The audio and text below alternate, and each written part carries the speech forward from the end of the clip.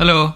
In this video, I'm going to be reviewing an anime called Higehiro. After being rejected, I shaved and took in a high school runaway. Now, I think the title is pretty self-explanatory, but if you still want an explanation of the plot, then here it is.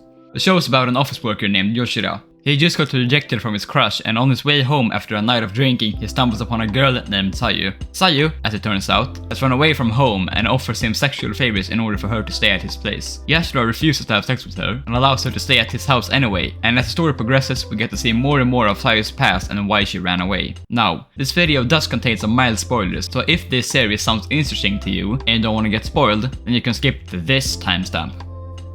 I want to start this review by talking about the things I liked, so without further ado, let's do that. I really liked our two main characters, Sayu and Yoshida, and how their relationship developed during the course of the series. The small moments they had with each other, like them sneaking into the school and Yoshida buying Sayu a futon, really warmed my heart and were by far my favorite part of the series. I really liked that Yoshida wasn't a total pervert, like you might expect a character in his situation to be, but rather a compassionate and helpful guy. He never once said anything sexual to Sayu, and even saved her from when she was about to get assaulted. So when my supply of medals are restocked, you can expect him to get one. Yoshida is probably the best character in the series, but Sayu isn't much worse. I think she has a well put together backstory and character arc. As I said, I love seeing her interact with Yoshida, and I really love the way she changed during the series. I do have to admit that I predicted major parts of her backstory before I was supposed to know about it, but that didn't really ruin the enjoyment of the series. It did make the twist in her backstory a lot less shocking, but it wasn't something that ruined the series for me. Asami, Hashimoto and Issa are all fine side characters and perfect for what they're supposed to be. They got just the right amount of screen time and character depth necessary, and I think they were pretty well rounded in general. I don't want to discuss Sayu's mom too much, since she wasn't in the show all that much, but she was a fine character and the show definitely succeeds in making her unlikable. Now that we've discussed the things I did like, let's move on to the things I disliked about the series.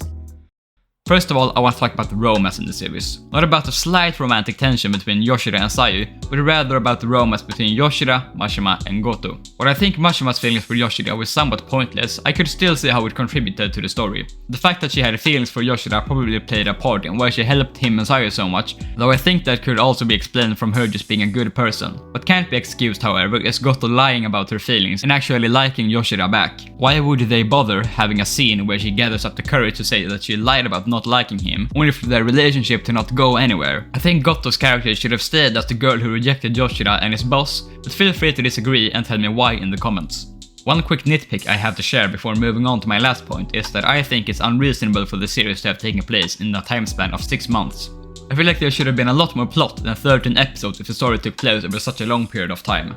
The last thing I want to discuss in this video is the ending. Overall, I enjoyed the majority of the series, but the ending is what brought it down a peg for me. Not only did it fail to tie some loose ends, but actively introduce more of them. I also think that the family stuff with Sayu is somewhat lackluster, but I don't really see any way to do it better, so I'll give him a pass there. Unfortunately, the ending felt inconclusive and raised more questions than it answered. Apparently, I disliked the ending so much that I wrote it down twice in my notes, so that's how you know it made me really grumpy. It's not that I dislike open endings in general. I absolutely adore the ending to Cowboy Bebop, and it's one of the big reasons why I love the show. But I do think that this ending was a poor attempt at one. Hello again. In summary, Higehiro is a show with some decent characters, a good plot and heartwarming moments, but suffers due to an inconclusive ending and lackluster romance. I wouldn't say that the show was bad, not at all, but I definitely felt disappointed at the end, and it feels like there should have been a lot more than what was. I definitely think the show is worth a try if it sounded interesting, but keep in mind that it's far from perfect and does have its share of problems.